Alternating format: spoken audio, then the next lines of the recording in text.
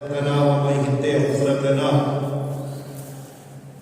وأكل الديدان محاصرنا وتسلمت الأعضاء فليبكي الباكون قبل أن لا يرفع الوكاء وليستغفر لنا للخطيئات التي تحول بين الأمهات والأعباء إن أحسن الحديث وأبلغ الموعظة كتاب الله بسم الله الرحمن الرحيم إن الدين عند الله الإسلام صلوات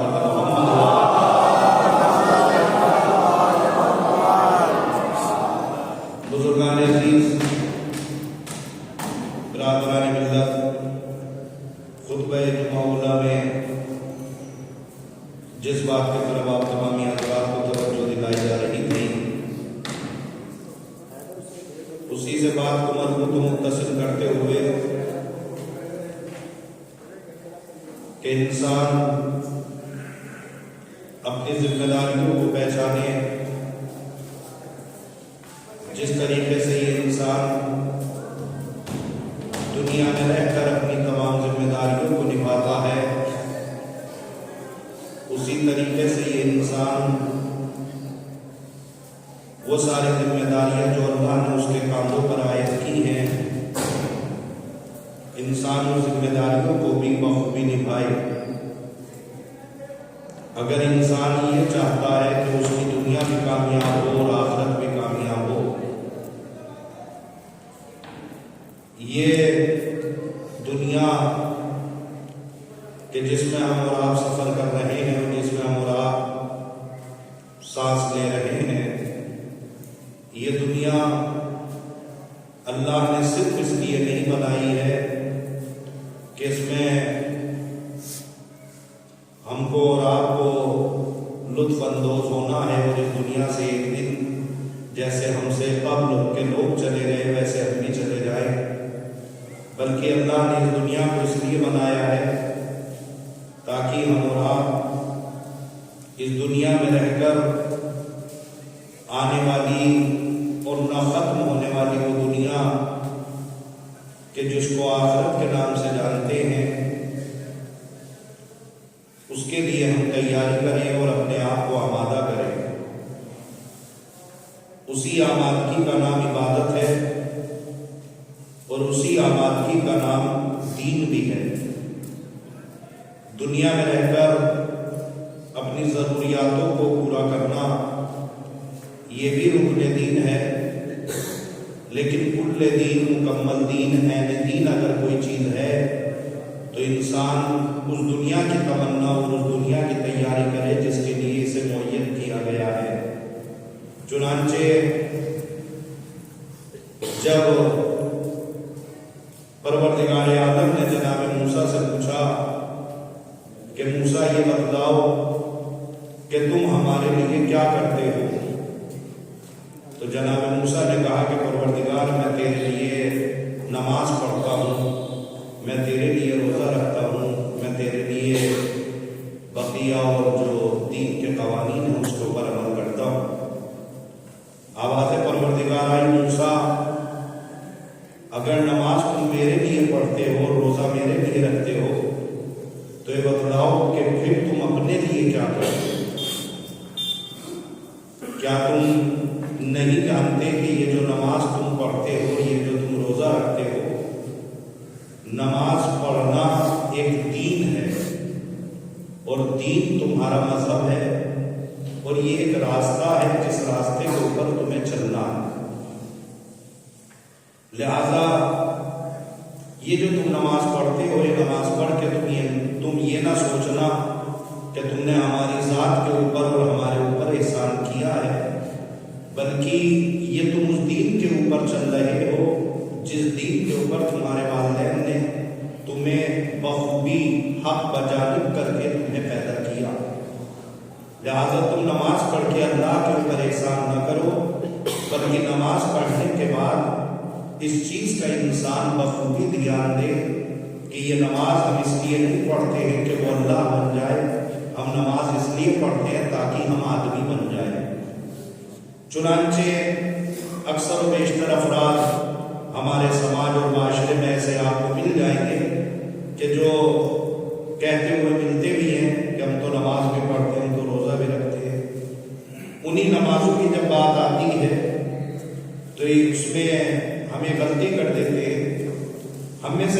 بیشتر افراد، اس میں بھی ہوں، اور شاید یہ چیز میرے اوپر سب سے زیادہ جو ہے وہ نافذ کروں تو زیادہ بہتر ہے، چونکہ آپ اس نظر کی بنیاد کے اوپر مجھ سے بہتر عبادت کی منزل میں پائے جاتے ہیں۔ تقریباً یہ انسان جس زندگی میں وہ سانس لے رہا ہے، ہر ایک آدمی اگر اپنے گریبان میں منہ ڈال کے دیکھے تو اس کی سمجھ میں آ جاتا ہے کہ یہ انسان کتنا بڑا اللہ والا ہے۔ اگر اس کی نماز صبح کی انسان اپنے اندر ایک کوشش کرے کہ نماز صبح اس نے کتنی پڑھی، اگر ہر ایک انسان اپنا تزکیہ نفس کرے، میں بھی کروں، آپ بھی کریں، سب کریں، ہماری سمجھ میں آ جائے گا کہ ہم نے دین کے لیے کیا کیا۔ یہ نماز صبح کی قضا اور نماز صبح نہ پڑھنا اور نماز صبح کی بعد میں قضا کر لینا یہ ایک مسئلے کا حل نہیں ہے۔ یہ تو ایک دین نے ایک آپ کو راستہ دے رکھا ہے کہ تاکہ تمہارے اوپر سے واجب نہ کرنے کی جو ہے وہ کوئی کسی طریقے کی سزا نہ لگائی جائے، اس لیے تمہارے لیے قضا رکھی گئی ہے، ورنہ جو حقیقت میں واجب کا ثواب ہے وہ قضا نماز جو ہے وہ اس کا بدل نہیں دے سکتی۔ اکثر و بیشتر افراد سماج اور معاشرے میں یہ کہتے ہوئے بھی ملتے ہیں، کیا کرے آنکھ نہیں کھلتی، کیا کرے بہت کوشش کریے، ٹھیک ہے بھائی، ایک دن آنکھ نہیں کھلی، 2 دن آنکھ نہیں کھلی، 3 دن آنکھ نہیں کھلی، کیا آپ کی سمجھ میں یہ بات آتی ہے کہ زندگی بھر ہماری آنکھ نہ کھلے؟ یہ آنکھ اس دن کیسے کھل جاتی ہے جس دن آپ کو سفر کرنا ہوتا ہے؟ یہ آنکھ اس دن کیسے کھل جاتی ہے جس دن آپ کو ضروری کام سے 3 بجے یا 4 بجے یا 5 بجے صبح ایئرپورٹ یا مثلاً ریلوے اسٹیشن نکلنا پڑتا ہے؟ یہ آنکھ اس دن کیوں کھل جاتی ہے؟ ہم میں سے اکثر و بیشتر افراد ایسے پائے جاتے ہیں کہ جن کے جو ہے وہ نہ اٹھنے کی اگر امید ہوتی ہے اور صبح میں ٹرین یا مثلاً ایئرپورٹ نکلنا ہوتا ہے تو اپنے گھر کے بچے سے کہہ کے سوتے ہیں کہ صبح اٹھا دینا ورنہ ہماری ٹرین مس ہو جائے گی، ہماری فلائٹ جو ہے وہ نکل جائے گی۔ میرے عزیزوں، کتنے ہمارے میں سے افراد ایسے ہیں کہ جو سوتے رہتے ہیں وہ ٹرین نکل گئی، کتنے سے ہم میں ایسے افراد ہیں کہ ہم سوتے رہتے ہیں اور جہاز اڑ گیا؟ ایسا تو نہیں ہوتا، بلکہ ہم نے یہ تو دیکھا ہے کہ عام دنوں میں ہم 9 بجے اٹھتے ہیں، لیکن جس دن ہمیں جو ہے وہ سفر کرنا ہوتا ہے اگر الارم ہم نے 5:15 کا لگا رکھا ہے تو یہ تو امید ہے کہ 4:45 بجے اٹھ جائے، لیکن 5:15 کی جگہ 5:20 نہیں ہوتا۔ آخر وجہ کیا ہے؟ وجہ ہے کہ جس مدے پر، جس موقع کے اوپر، جس محل کے اوپر آپ کو جانا ہے اس کی تیاری آپ نے کر رکھی، آپ کا پورا وجود تیار ہے کہ کسی بھی طریقے سے یہ پروگرام ہم سے مس نہ ہو، ہم سے گاڑی نہ چھوٹ پائے، ہم سے جہاز نہ چھوٹ پائے، ہم سے مثلاً کسی ضروری کام سے ہم نہ جا پائے۔ یہ آپ نے اپنا عین مقصد بنا لیا ہے۔ جب انسان اپنے روزمرہ کے اصول میں عین مقصد بنا لیتا ہے تو وہ انسان اگر 2 بجے بھی سوتا ہے تو صبح میں ضرور اٹھ جاتا ہے۔ کیوں؟ اس لیے کہ اس نے اس کو عین مقصد بنا لیا۔ کتنے سارے لوگ ہیں ایسے ہمارے یہاں شادی بیاہ ہے، خدا نخواستہ جو ہے موت مٹی کے دن آ جاتے ہیں، رات میں معلوم 2:30 3 بجے سوتے ہیں اور صبح میں پھر کھڑے ہوئے ہیں۔ ایسے یہ کیوں ہے؟ آپ کی تو آنکھ نہیں کھلتی، آپ کو تو سو جانا چاہیے، بارات جب آپ کے دروازے آ جائے گی 2 بجے تک اٹھیے گا، لیکن ہم نے تو یہی دیکھا جس دن بارات آتی ہے اس دن آپ اگر 2 بجے بھی آپ کی آنکھ لگ جائے تو آپ 4 بجے اٹھ جاتے ہیں، بیٹھے بیٹھے سو لیتے ہیں، آپ کو تھکاوٹ کیسا؟ یہ سب کیوں ہو رہا ہے؟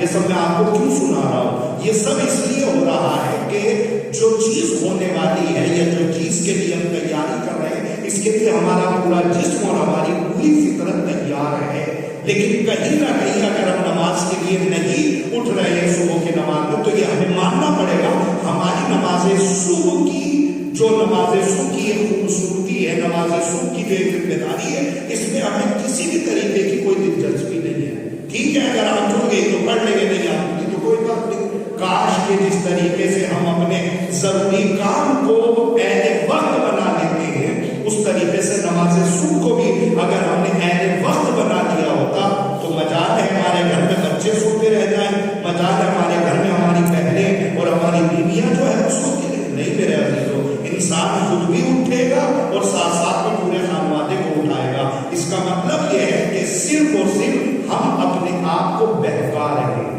بس ہماری آنکھیں نہیں کچھ کیا کرے۔ رات میں 2 بجے سوئے تھے میرے عزیزوں، اسی لیے آپ نے دیکھا ہوگا کہ کسی دن انسان ایک دن وضو کرے، چلیے بھائی ٹھیک ہے، انسان کے سامنے کوئی مسئلہ مسائل آ گئے ہوں گے، آنکھ نہیں کھلی سمجھ میں آتا ہے، لیکن وہی غلطی بار بار پوری زندگی، معلوم ہوا 15 سال میں آپ بالغ ہوئے تھے، یا لڑکی ہے 2 سال میں بالغ ہوئی تھی، معلوم ہوا 20 سال 30 سال 25 سال آپ کی زندگی گزر رہی ہے اور نماز صبح آپ نے ایک دن نہیں پڑھی، قضا کتنی غلطی کریں گے آپ؟ جو ہے وہ کسی راستے پہ چلتے ہیں اور اسی راستے پہ روزانہ آپ جو ہے وہ بریکر آئے اور بریکر سے آپ گر گئے، تو چلیے سمجھ میں آتا ہے کہ پہلے دن جانے کا پتہ نہیں تھا، اسپیڈ میں تھے، بریکر سامنے آ گیا، لیکن دوسرے دن گر جائیں پھر گر جائیں، تیسرے دن جائیں پھر گر جائیں، چوتھے دن جائیں پھر گر جائیں، 5ویں دن پھر گر جائیں، تو آپ مجھے بتلائیے عقل مند آپ ہوں گے یا برابر میں کھڑے ہونے والا آپ سے کہے گا سرکار جب آپ کو پتا ہے کہ ایک جگہ پہ بریکر ہے اور آپ روزانہ اسی بریکر سے جو ہے وہ لڑکے جو ہے گر جاتے، کیا آپ کو عقل نہیں ہے؟ کیا آپ کو شعور نہیں ہے؟ اس کا مطلب یہ ہے اب لوگ شعور یہ کہتی ہے کہ غلطی ایک بار ہو تو سمجھ میں آتی ہے، لیکن اگر وہ غلطیاں ہماری زندگی کا مقصد بن جائے تو وہ غلطی نہیں ہے، گناہ ہے، وہ ہماری غلطی نہیں ہے، وہ ہمارا گناہ ہے۔ اگر ٹھیک ہے کسی دن ہم جو ہے وہ معلوم مہینے بھر میں جو ہے وہ 30 دن ہے، 30 دن میں ٹھیک ہے 30 دن نماز پڑھتے ہیں، نماز صبح وقت کے اوپر، لیکن معلوم ٹھیک ہے 2 دن 3 دن نکل گیا، سمجھ میں آتی ہے، یعنی آپ کے سوال و جواب اور آپ کے حساب و کتاب جو اللہ کے سامنے پیش ہوں گے، کم سے کم آپ کہہ تو سکیں کہ پروردگار دیکھ تو صحیح نے 26 دن نماز صبح پڑھی ہے وقت کے اوپر، 25 دن پڑھی ہے، ٹھیک ہے پروردگار معاملات تھے ہم جو ہے نہیں پہنچ پائے، کم سے کم یہ تو کہہ سکتے، لیکن اگر پوری ہی زندگی سوال ہو، پوری زندگی ہی سناٹا ہو، کبھی آپ نے سوچا ہی نہ ہو، اس کو بھی آپ غلطی کہیں گے، یہ غلطی نہیں ہے، یہ گناہ ہے۔ اکثر و بیشتر افراد جو بزرگ بیٹھے ہوئے ہیں یہ شاید اس بات کو بتلائیں گے، یہ ان سے معلوم کریے گا، جس گھر میں بزرگ ہیں ان سے معلوم کریے گا، پہلے اگر کوئی قضا نماز قضا بھی ہو جاتی تھی مثلا، تو جب وہ قضا نماز پڑھتا تھا تو بہت شرما کے پڑھتا تھا کہ کس منہ سے نماز صبح پڑھوں، کس منہ سے پڑھوں، اس لیے کہ 4 لوگ دیکھیں گے نہیں، 8 لوگ دیکھیں گے نہیں، تو انسان کوشش کرتا تھا کہ قضا نہ کرنی پڑے۔ اب جو ہے وہ قضا نماز جو ہے ہماری مجبوری نہیں ہے، ہماری عادت بن گئی ہے۔ اب جو ہے وہ اگر جو ہے وہ نماز عید بھی پڑھانے کے لیے پیش امام آ رہا ہے تو یہ کہا جاتا ہے رک جائیے مولانا صاحب پہلے صبح کی نماز پڑھ لیں۔ اللہ اچھا، کل تک یہ چیز ہماری مجبوری بنی ہوئی تھی، آج ہماری زندگی کا مقصد ہے۔ میری قوم کے نوجوانوں یاد رکھیے گا، یہ نماز صبح کو چھوڑنا یہ ہماری غلطی بنی رہے تو ہو سکتا ہے اللہ ہمیں معاف کر دے، لیکن اگر نماز صبح کو چھوڑنا ہمارا غلطی کے بجائے گناہ بن جائے تو آپ کی امید چھوڑ دیجئے گا کہ پروردگار آپ کو معاف کرے گا، اس لیے کہ اللہ خود کہتا ہے وہ مکر اللہ، جو اللہ کو دھوکہ دیتا ہے اللہ خود اسے دھوکہ دیتا ہے۔ اکثر و بیشتر بس ایک جملہ کہہ کے میں خطبہ اولیٰ کو تمام کرنا چاہتا ہوں، یہ ہے کہ نماز صبح کی ادائیگی کا اثر آپ نے دیکھا ہوگا، رات میں 2 بجے 3 بجے جاگ رہے، جہاں آپ جاگ رہے ہو وہاں کتے بھی جاگ رہے ہیں،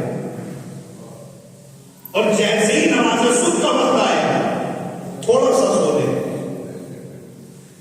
لیکن یہ کتا ہے جو پوری رات آپ کے ساتھ بھی جاگ رہا ہے۔ اسی لیے جو ہے وہ دبستان فارسی میں ایک مقولہ مشہور ہے کہ کسی مقام پہ انسان سے 2 قدم آگے چلا جاتا ہے یہ جانور کہ جس کو دنیا نجس کہتی ہے، کتا، یہ پوری رات جاگتا رہا، یہ بھی جاگتا رہا، مگر یہ عین وقت پہ سو گیا، مگر کتا وفادار تھا، پوری رات اپنے مالک کی حفاظت میں جاگتا رہا، یہ نہ سویا۔ یہ کب سویا؟ یہ جب سویا جب مالک جاگ گیا، یہ 2 قدم ہم سے آگے نکل گیا، جس کو ہم نجس العین کہتے ہیں۔ تو انسان اگر سبق حاصل کرنا چاہے تو ایک نجس جانور سے نہیں کر سکتا۔ خود ایک بہت بڑے دانشور تھے، انہوں نے جو ہے اپنی ساری وصیتیں لکھی ہیں، ان وصیتوں میں جو ہے وہ بہت بڑی چیز انہوں نے لکھی ہے، انہوں نے کہا کہ میں نے امکان بھر کوشش کی ہے کہ میرے دامن پہ کوئی گناہ نہ رہے، میں نے پوری کوشش کری ہے کہ میں گناہوں سے بچاؤں، گناہ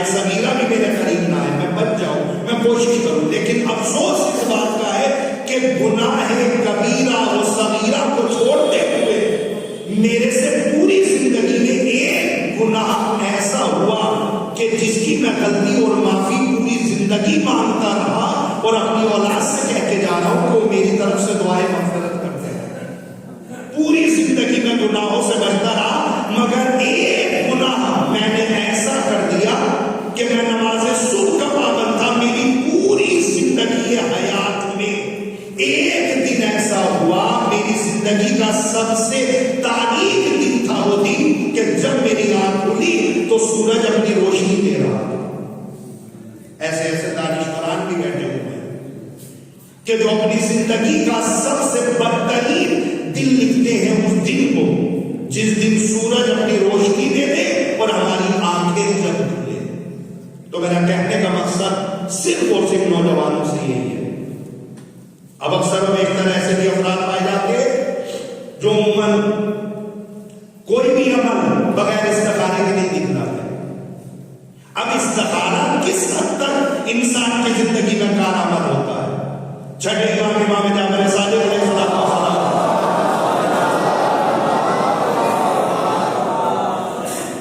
امام سے کسی نے کہا مولا ایک ضروری تجارت کی غرض سے باہر جانا چاہتا ہوں، آپ میرے لیے استخارہ کر دیں.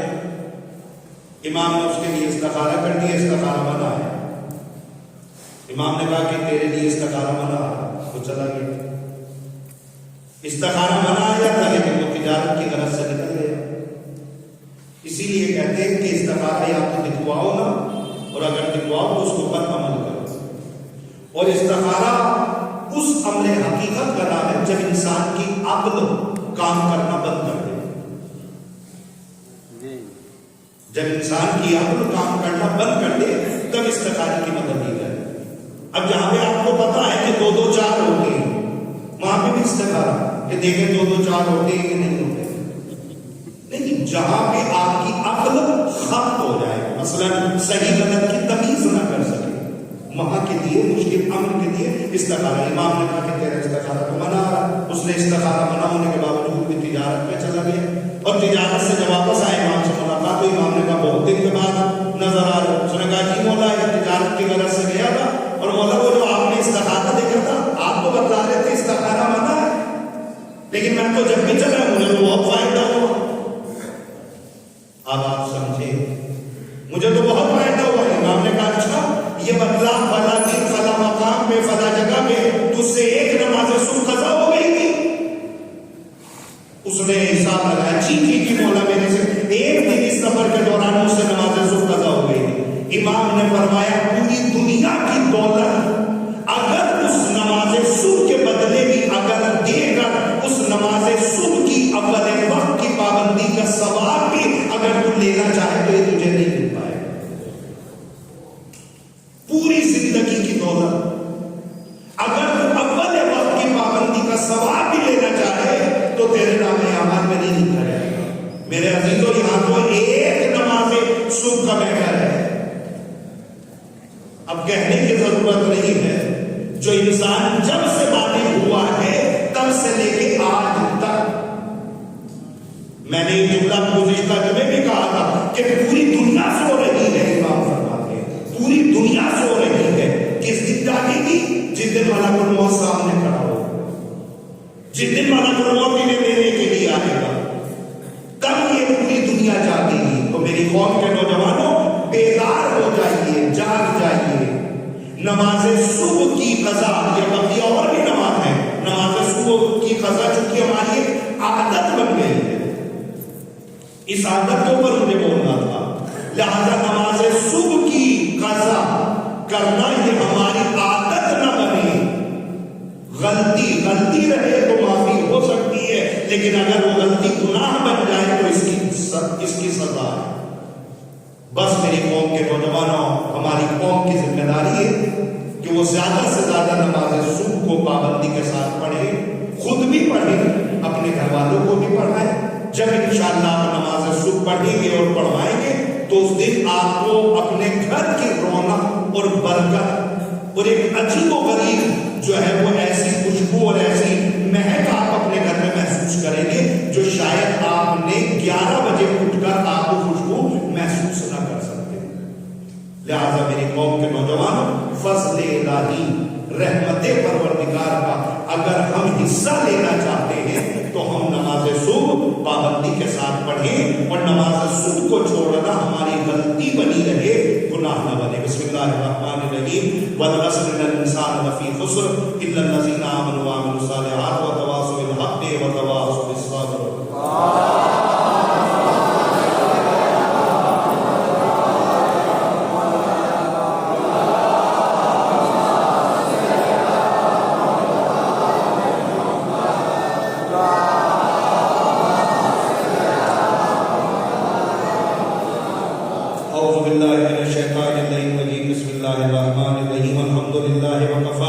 والسلام على عباده الذين اصطفى محمد وآله الطاهرين الذين عذب الله عنكم الرجس أهل البيت ويطهركم تطهيرا۔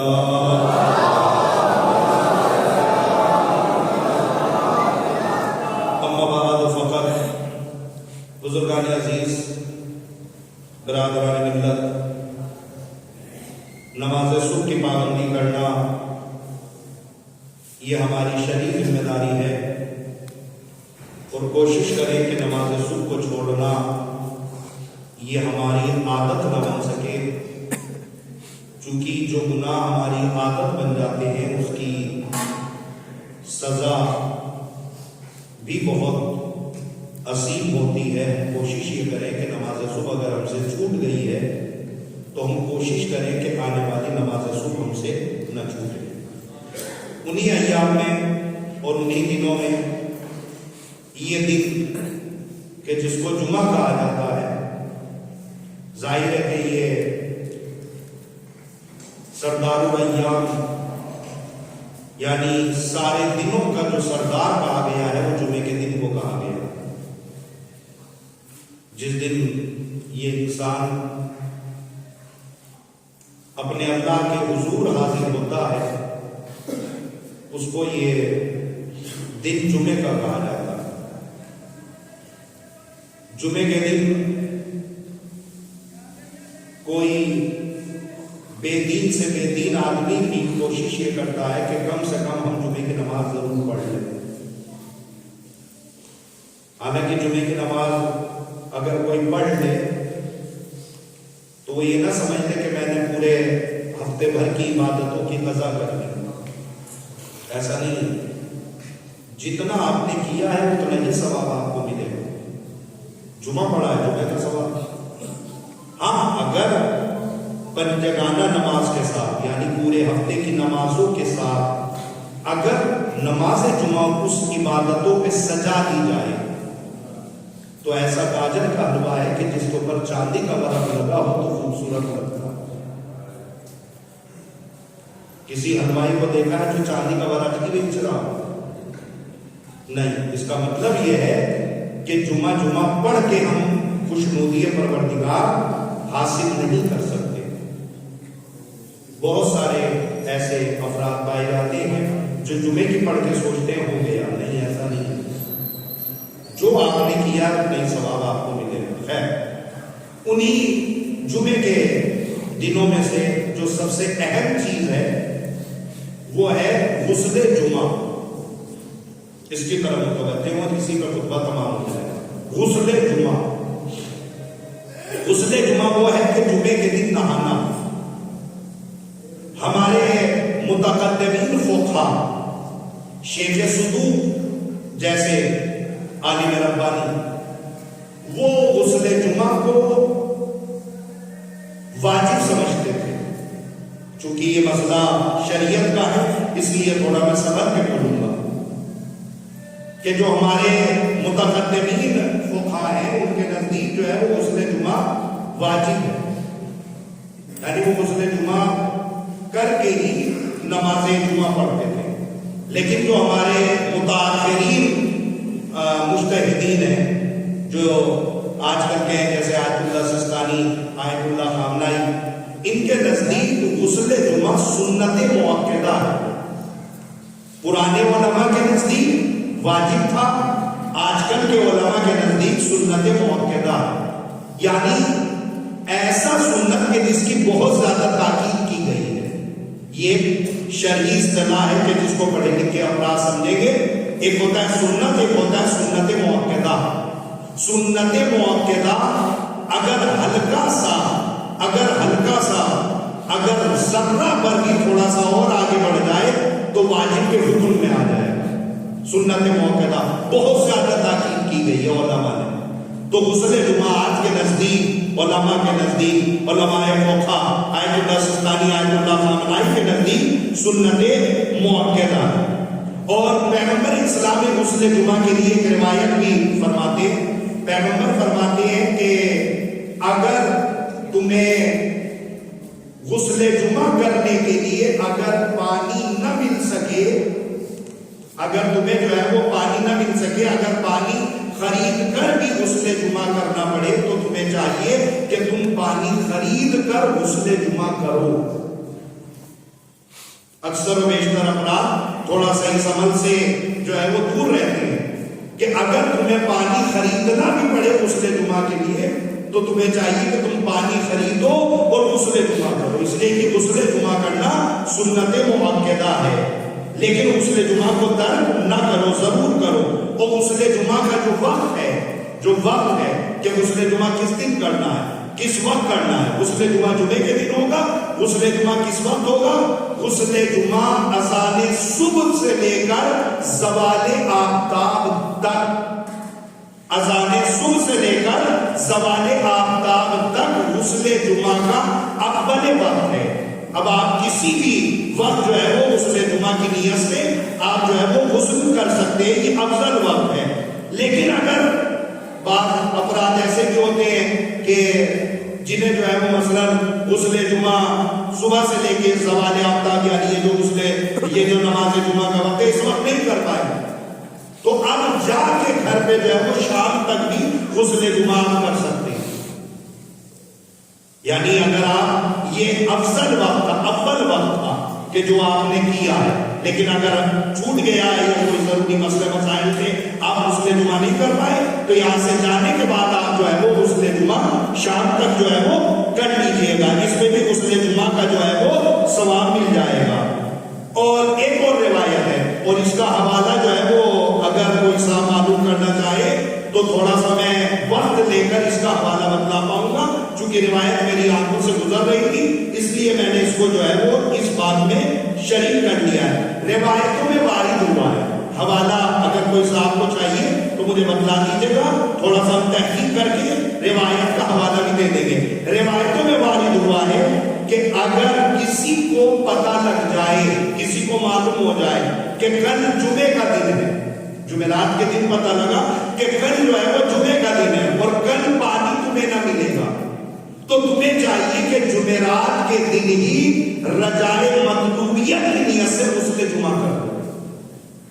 یہ ساری کے ساری فضیلت ہے. جمعرات کے دن بھی اگر آپ کو یقین ہو جائے کہ کل مجھے مثلا جو ہے وہ کل پانی نہ ملے گا یا غسل کرنے میں مجھے مشکلات ہوگی تو آپ جمعرات کے دن بھی رجائے مطلوبیت کی نیت سے آپ جو ہے غسل جمعہ کر سکتے ہیں. اور اگر آپ جمعے کے دن نہیں کر پائے، جمعرات کو آپ کو پتہ نہیں تھا، جمعے کے دن آپ نے کیا نہیں، شام تک آپ مصروف رہے، تو حد یہ ہے کہ اگر آپ سنیچر کے دن، سیٹرڈے کے دن، شنبے کے دن اگر آپ جو ہے وہ غسل جمعہ کرنا چاہیں تو قضا کی نیت سے آپ غسل جمعہ کر سکتے ہیں، اس کا ثواب بھی آپ کو ملے گا. یہ اتنا جو ہے وہ اہم عمل ہے، اسی لیے کہا گیا کہ غسل جمعہ سنت مؤکدہ ہے، یعنی ایسی سنت کہ جس کی بہت زیادہ تاکید کی گئی ہے. لہٰذا میری قوم کے نوجوان کبھی بھی کوشش کریے کہ غسل جمعہ نہ چھوڑیے، غسل جمعہ ضرور کرا کیجیے اور کر کے آیا کیجیے. آیت اللہ سستانی کے مقلد جو اس وقت کے ہیں، آیت اللہ سستانی کے مقلد غسل جمعہ کرنے کے بعد وضو کرنے کی ضرورت نہیں ہے. آیت اللہ سستانی کے جو مقلدین بیٹھے ہوئے ان کے نزدیک اگر آپ نے اول صبح سے لے کر زوال آفتاب کے بیچ میں آپ نے غسل جمعہ کیا اور بیچ میں جو ہے وہ اگر آپ اسی غسل سے اگر آپ نماز جمعہ پڑھنا چاہیں تو آپ کو وضو کی ضرورت نہیں ہے. آیت اللہ سستانی کے نزدیک شرط یہ ہے کہ بشرطے کی وضو کو باطل کرنے والا کوئی عمل آپ آپ سے سرزد نہ ہوا ہو اس درمیان. اب چاہے آپ 9 بجے کریے، 10 بجے کریے، 12 بجے کریے، یہ آپ کے اوپر ہے. لیکن اس وضو کے بعد جو ہے وہ اس غسل کے بعد وضو کی ضرورت نہیں. لیکن بقیہ اور جو مراجع کرام ہیں جیسے آیت اللہ خمینی وغیرہ، آیت اللہ خامنائی وغیرہ، یہ جو بقیہ مجتہدین ہیں جو آیت اللہ خامنائی کے مقلد ہیں، ان کے نزدیک بہتر ہے، یعنی بہتر ہے کہ غسل جمعہ کرنے کے بعد وضو بھی کریں. لیکن آیت اللہ سستانی کے نزدیک غسل جمعہ کرنے کے بعد وضو کی ضرورت نہیں ہے. جس طریقے سے غسل جنابت کرنے کے بعد آپ کو وضو کی ضرورت نہیں ہوتی، اسی طریقے سے غسل جمعہ کے بعد بھی آپ کو وضو کی ضرورت نہیں ہوگی. ہاں اگر کوئی مبتلا وضو میں سے مثلا کوئی ایسے عمل سرزد ہو جائے کہ جو وضو کو باطل کرتے ہیں، اگر وہ عمل سرزد ہو گیا ہے تو پھر آپ کو جو ہے وہ دوبارہ جو ہے وہ وضو کرنا پڑے گا. لیکن غسل جمعہ کا ثواب آپ کو مل جائے گا. ایسا نہیں ہے کہ اگر آپ غسل جمعہ سے ہی اگر آپ نماز جمعہ پڑھیں گے تو آپ کو ثواب ملے گا.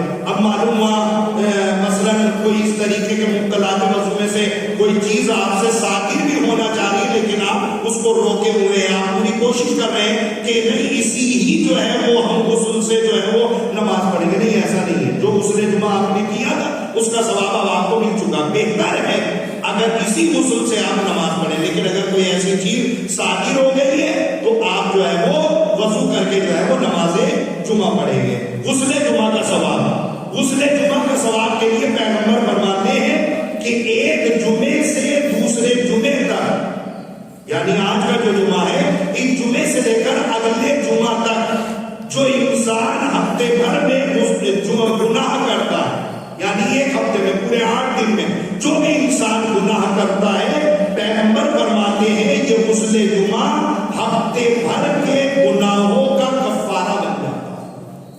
پیغمبر فرماتے ہیں ہفتے بھر کے گناہوں کا کفارہ بن جاتا ہے یہ غسل جمعہ. جیسے آج سے لے کر اگلے جمعہ کے درمیان جو آپ نے پورے 8 دن جو ہے وہ گناہ کیے ہیں، چاہے وہ گناہ صغیرہ ہو کبیرہ ہو، جس دن آپ غسل جمعہ کریں گے یہ ہفتے بھر کے گناہوں کا کفارہ بن جاتا ہے یہ غسل جمعہ. لہٰذا انسان کو چاہیے، تو اس کا مطلب یہ ہے کہ یہ جو آپ غسل جمعہ کرتے ہیں یہ آپ کے جسم سے پانی نہیں بہہ رہا ہے بلکہ ہفتے بھر کے گناہوں کا کفارہ ہے جو پانی کی شکل میں آپ کو پاک کرتا ہوا نیچے آ رہا ہے. لہذا غسل جمعہ ضرور کرا کیجیے. اور میں صرف یہ نہیں کہہ رہا ہوں کہ آپ ہی کیا کیجیے، نہیں، غسل جمعہ کرنے کے عادی خود بھی بنیے، اپنے بچوں کو بھی بنائیے اور اپنے گھر کی خواتین کو بھی تاکید کریے کہ وہ بھی غسل جمعہ کریں. غسل جمعہ کرنے کا ثواب بہت زیادہ ہے. لہذا اس ثواب میں خود بھی شریک ہوئیے، اپنے بچوں کو بھی شریک کریے اور اپنے گھر والوں کو بھی جو ہے وہ شریک کریے.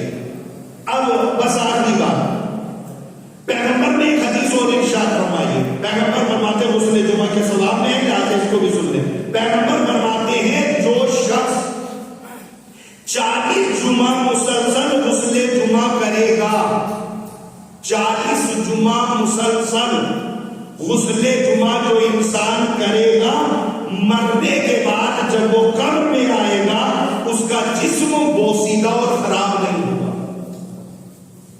اس کے جسم کو کیڑے مکوڑے نہیں کھائیں گے، قبر کی مٹی اس پر حیا کرے گی، فشار قبر اس کے اوپر رحم کرے گا. جو انسان 40 جمعہ مسلسل غسل جمعہ کی تاکید کرے. لہذا میری قوم کے نوجوان، یہ غسل جمعہ کرنے کے ثواب، غسل جمعہ کرنے کے آداب، غسل جمعہ کرنے کے شرائط میں نے اس لیے بتلائے ہیں تاکہ آپ ان باتوں کو خود بھی عمل میں لائیں اور اپنے گھر والوں کو بھی اس کے اوپر عمل کرانے کی جو ہے وہ کوشش کریں. غسل جمعہ کرنے کا بہت ثواب ہے. بسم اللہ الرحمن الرحیم. ان اللہ وملائکتہ یصلون علی النبی یا ایھا الذین آمنوا صلوا علیہ وسلموا تسلیما.